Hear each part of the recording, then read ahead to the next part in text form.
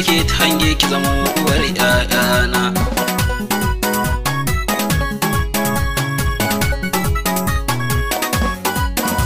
Bismillah ya Allahu ni zan yi waƙata a wurin mai sona da ƙaunata zan rera ta. Burina fata na mai sona in samunta mai sona a wurina hankali zai kwanta.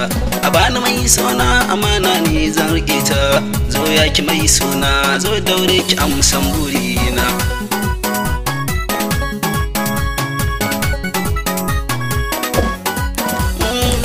Mai sona kin yo kwalliya kin yo fes biyo aure ka na ki haifa min ɗana ɗan ɗas.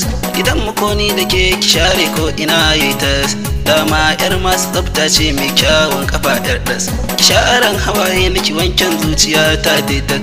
Mai sona kenan aina mai share kuka na.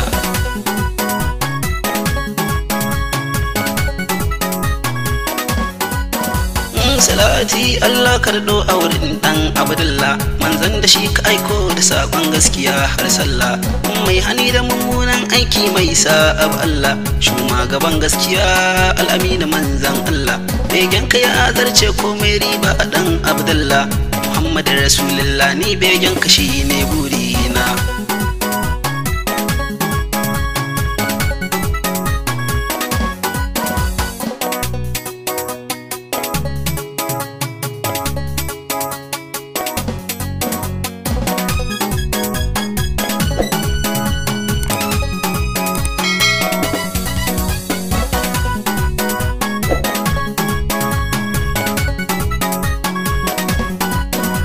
Fata ana da buri na zugar mahasada karki dauka.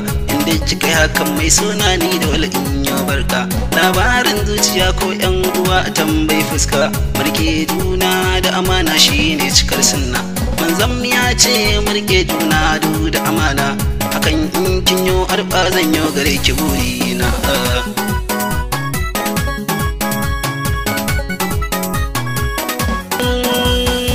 Haruna bakin fuska babare dan siffata kuma ni ba abin duniya babare an birge ta. Kawai dan Allah kuma dan manzo take kaunata. Ribar soyayya na samu sai dai in fata. Ga yan uwana masu soyayya ne musu rata. Allahu shine yaban nagodewa kalikina.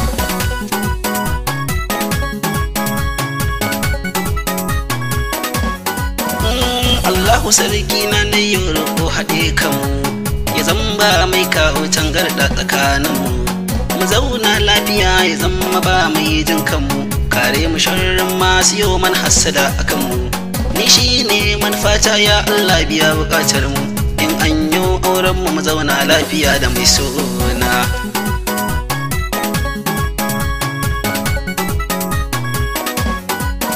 Matar aure na mai sharan kuka na nake ta hange ki zamo uwar ƴaƴana. Nake ta hange ki zamo uwar ƴaƴana.